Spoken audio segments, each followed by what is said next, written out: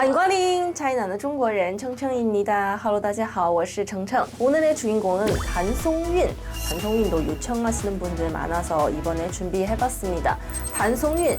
1990년 5월 31일 중국四川省 泸州市에서 태어났습니다. 역시四川은 물이 좋아요. 직업은 배우고 중국 베이징 영화대학교에서 졸업했습니다. 연기학과 출신이고요. 생각보다 너무 일찍 데뷔했어요. 2005년 한국 나이로 16살 드라마 好好过日子에서 조연으로 나왔어요. 2005년 정식 데뷔하고 나서 10년 동안 영화 7편, 드라마 17편을 찍었습니다. 그래도 대중들한테 깊은 인상 심어주진 못했어요. 그중에서 제일 비중 좀 괜찮은 역할은 2011년 방영된 后宫甄嬛传. 좀 귀엽고 또 잘 먹고 왕의 부인 중에 한 명이에요. 后宫甄嬛传 너무 국민 드라마였어요. 后宫甄嬛传 보고 직장에서 어떻게 살아남기, 시월드를 어떻게 대하는 방법도 나오고 지금도 연구하는 사람 많아요. 그래서 단송윤의 인지도를 알려주는 드라마는 后宫甄嬛传이라고 생각합니다. 데뷔 후 11년째 처음으로 여자 주인공 맡게 된 드라마 나왔습니다. 바로 最好的我们 학생 이야기예요. 교복 입고 귀여운 이미지로 청춘 드라마는 하나 나왔어요. 드라마 자체도 재밌지만 단송이 나이 듣고 나서 놀라는 사람 많아요. 단송이 그때 당시에는 만 25세였어요.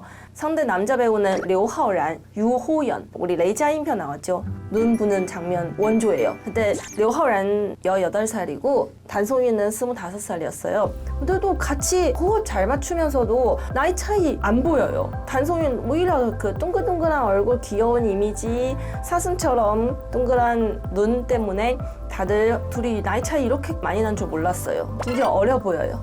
하지만 이 귀여운 외모, 어려 보이는 외모 때문에 작품 선택하는 범위가 좀 좁아요. 最好的我们 끝나고 나서 2016년, 17년, 18년은 좀 히트친 작품 없었어요. 그리고 바로 2019년 12월 锦衣之下. 锦衣之下 중에 여자 주인공은 단송이였어요. 초반부 보면 단송이의 소녀 이미지 남아 있어요. 똑똑하고 또 잔머리 많고 그런 이미지였는데 가면 갈수록 진지한 모습, 그 나쁜 사람 대하는 심도 있는 연기 보여주기 시작했고요. 거기서는 단송이 이제 소녀뿐만 아니라 풍부한 연기도 파악할 수 있는 배우구나 이렇게 이해하는 사람 생기기 시작했어요. 저한테는 단송이의 첫 번째 역할은 锦衣之下 중에 웬진샤예요. 그 찐샤라는 역할 때문에 너무 빠졌어요. 물론 여자 시청자의 입장에서는 임가륜의 미모, 연기도 빠졌지만 웬진샤 때문에 명장면 몇 개 나왔어요. 명장면 중에 둘이 사랑에 빠지고 나서 가정이 행복해.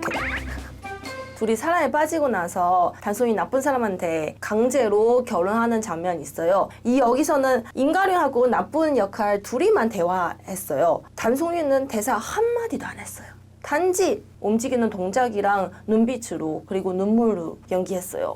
그 눈물 보고 여러 가지 감정 표현돼 있어요. 처음에 로다른 보자마자 날 구하러 왔다. 드디어 나 지금 살았다. 그리고 바로 로다른의 입으로 자기 억울함을 표현했어요. 단송이 역할은 갑자기 나를 이해해주는 사람 나타났다. 심지어 내가 좋아하는 사람이다. 자기의 억울함을 자기 입으로 말할 수 없을 때 다른 사람 대신 해주는 그런 감정 너무 잘 표현했어요. 눈물 한 방울 이렇게 떨어지는데 왜 이렇게 예뻐? 그 말하는 사람보다 웬진샤 그 장면 살렸어요. 저는 그렇게 생각해요. 만약에 단송인 그 정도 연기 없으면 그 장면은 명장면 될 수도 없었어요. 그래서 구하고 나서 다시 집으로 가요. 또 명장면 2 이어서 나왔습니다. 갑자기 신나. 둘이 이제 서로 사랑하는 마음 밝혀지고 나서 우리 임가륜 너는 진짜 나랑 평생 가는 사람이다 이렇게 고백했어요. 거기 단송인 또 한마디도 없이 대사 없어요. 처음에는 놀랐어요. 내가 좋아하는 남자 나를 좋아하구나. 그리고 감동받았어요.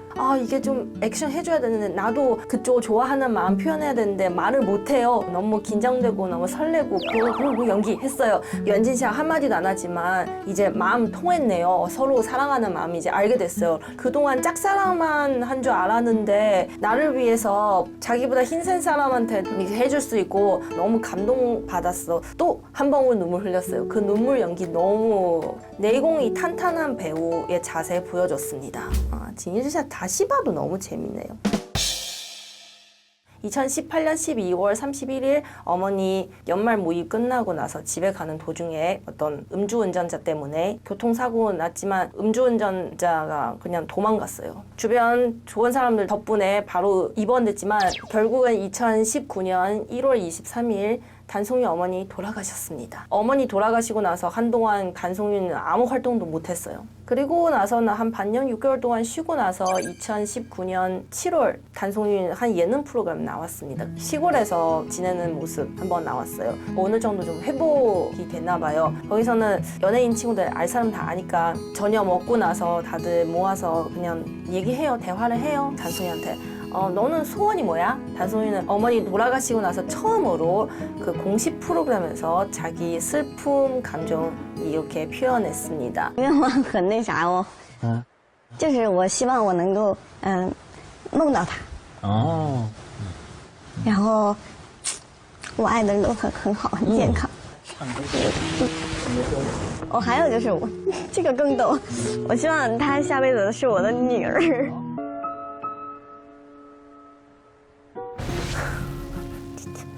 그리고 잠깐만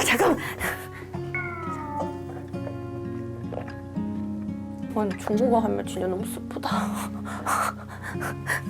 내 소원은 우리 엄마 내 꿈에서 한번 나타나줬으면 좋겠다. 그리고 하나 더 있어요. 다음 생에는 내 딸로 태어나줬으면 좋겠다. 이렇게 얘기했어요. 중국어 안 할게요. 울 것 같아. 그 소원 얘기하는 거 너무 조심스럽게 얘기하는 거 너무 가슴 아파요. 그게 뭐가 왜 그렇게 조심스럽게 해야 되냐. 왜냐면 그동안은 오보를 많이 했어요. 단송이하고 2018년 같이 작품한 남자 배우 오하오라는 사람이 있어요. 둘이 밖에서 외식하는 장면 포착했습니다.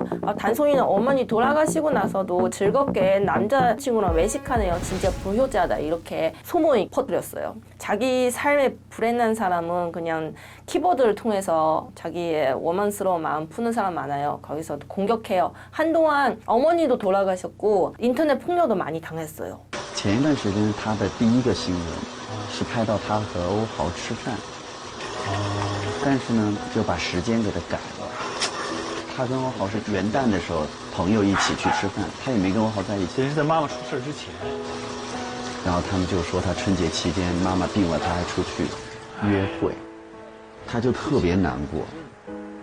허중 선생님 이렇게 단송이 대신 이렇게 해명해주니까 감사하는 팬들 굉장히 많았어요. 단송이 만약에 자기 입으로 아무리 해명해도 그냥 안 믿는 사람 있고 안 믿어요. 자기가 생각하는 대로 사는 사람들 하도 많아서. 그리고 나서는 9월 이자인지민 제작팀 들어가서 이 촬영 시작했어요. 이제 어머니 돌아가신 지 한 7, 8개월 뒤에 에너지 넘친 리젠지의 역할 잘 소화했습니다. 거기서 단송이 역할은 막내 동생이에요. 주인공 3명이 있어요. 송웨롱, 장신청, 단송윤. 단송윤은 여기서 제일 큰 누나예요. 근데 국민동안이라서 막내 동생 역할 맡았어요. 그 중에서는 3명 애기들 다 그 원래 가족한테 좀 상처받은 역할이었어요. 화목하지 않은 가정에서 받은 상처는 오빠들한테 남아있지만 리젠지한테는 어머니 돌아가셨지만 너무 자상한 아버지, 훌륭한 아버지 밑에서 살았습니다. 그래서 늘 밝아요. 한 장면 중에 제가 진짜 인상 깊은 장면이 있어요. 어느 날 유성 지나가는 소문이 있어요. 뉴스에서 나왔어요. 그래서 3명 같이 지붕에 올라가서 이게 별 기다리기 시작했어요. 다른 2명 오빠들 그냥 옛날 생각나고 슬프고 뭐 분위기가 갑자기 무거워졌는데 리젠지는 거기서 되게 밝은 모습 나왔습니다. 왜냐면 어릴 때부터 아빠가 그렇게 얘기해요. 어머니는 성녀가 돼서 하늘을 올라갔어요. 아버지가 그렇게 예쁘게 포장해줬으니까 리젠지한테 사람 돌아가시는 거는 그렇게 나쁘다고 생각하지 않아요. 그래서 되게 밝은 모습으로 소리 질렀어요. 流星哎，我第一次看见流星。嘿，妈妈，我在这里，看见我了吗？嘿，妈妈，我在这里呀。 그 장면 보고 우는 사람도 많고 치유받은 사람도 많아요. 이 연기는 단송윤 어머니 돌아가시고 나서 하는 연기예요. 우리 애였으면 이렇게 건강하게 밝게 성장했으면 좋겠다. 이렇게 대중들한테 희망 주는 역할이었어요. 저랑 PD님 계속 눈물 흘리려고 해요. 진정해야 돼요. 오히려 그 울면서 하는 것보다 이렇게 밝은 모습으로 하면 더 뭉클하고 마음이 아파요. 그 어머니의 사건의 공식 재판 시작했어요. 그 재판 총 시간은 한 9시간 27분 정도 돼요. 거의 10시간이요. 근데 실시간으로 생방송으로 했습니다. 왜냐면 너무 그 이자렌즈밍 때문에 대중들 관심 많아요. 거기서 또 시작하자마자 사람들 눈물 터트리게 만들었어요. 왜냐면 이제 원고, 피고 이렇게 소개할 때는 단송이 일어나서 얘기해요. 我是受害人黄静唯一的女儿谭松韵。这1年8个月，我天天都在治愈自己，我天天让自己保持一个很良好的心态，然后去接受我的母亲已经离开人世的这个事情。 이렇게 얘기했어요. 다들 대중들 분노에 시작하죠. 분노하는 이유 그 피고인 그 가해자 태도 때문이에요. 이렇게 앉았어요. 자기 허리 아프다고. 되게 거만했어요. 그리고 단송윤 어머니뿐만 아니라 같이 일한 중에 2명도 중상으로 이렇게 나왔습니다. 뭐 살아나갔지만 중상이에요. 근데 판결은 진짜 어떻게 보면 정말 중국의 법을도 확실히 어떻게 판단할 수가 없어요. 마지막은 2020년 9월 19일 판결 나왔습니다. 피고인은 교통사고를 낸 죄로 징역 6년만 선고받았습니다. 왜 이게 사람 죽였는데 6년밖에 안 나오는 대중들이 이렇게 비판하는 소리 많았습니다. 그리고 원고인 3명한테 배상금은 92만 yuan 지급하라고 이렇게 판결 나왔습니다. 92만은 진짜 너무 작은 액수예요, 솔직히. 단송이의 변호사도 공식적인 자리에서 이렇게 발표했어요. 처음에 청구하는 금액 92만 yuan보다 훨씬 더 많이 요구했어요. 하지만 이 요구하는 이유는 그 돈 받고 내가 쓰는 것보다 배상금 다 기부하겠다고 변호사님이 이렇게 발표했습니다. 그것도 욕하는 사람이 있었어요. 네티즌들 너네 엄마 죽었는데 너 돈만 보냐 이렇게 하는 사람 많았어요. 진짜 너무 나빴어요. 재판할 때 이렇게 얘기했어요. 1년 8개월 동안 매일매일 엄마 보고 싶고 매일매일 자기 스스로 치유하면서 살아야 된다고 얘기하는데 근데 그 1년 8개월 동안 대중들한테 단송윤은 밝고 똘똘한 징이지샤 중의 웬징샤 그리고 민초 지연传 중에 용감하고 정의로운 시쉐 이자렌즈밍 중 맑은 막내 동생 리젠젠이었어요. 그래서 이번 사건 통해서 단송이의 호평 많이 받았어요. 그때 당시에 그 심정 그 상태에서 작품할 때도 프로다운 모습 보여주고 외모는 귀엽고 아담하고 여리여리하지만 정말 내심 정말 강한 사람이구나 이렇게 느꼈어요. 이자렌즈밍 촬영할 때 예민하고 약하며 리젠젠 역할 좀 다르게 표현할 수 있잖아요. 자기도 비슷한 경험이 있으니까 슬프고 비련하게 만들면 그게 리젠젠 아니고 단송윤 이야기예요. 하지만 단송윤은 꼭 역할 이해하고 자기의 고통, 자기의 상처 충분히 정리하고 리젠젠 연기하고 소화했습니다. 너무 대단해요, 솔직히. 일반 보통 사람 아니에요. 앞을 쓰는 사람들 생각하는 약한 사람 절대 아니에요. 앞을 써도 소용없습니다.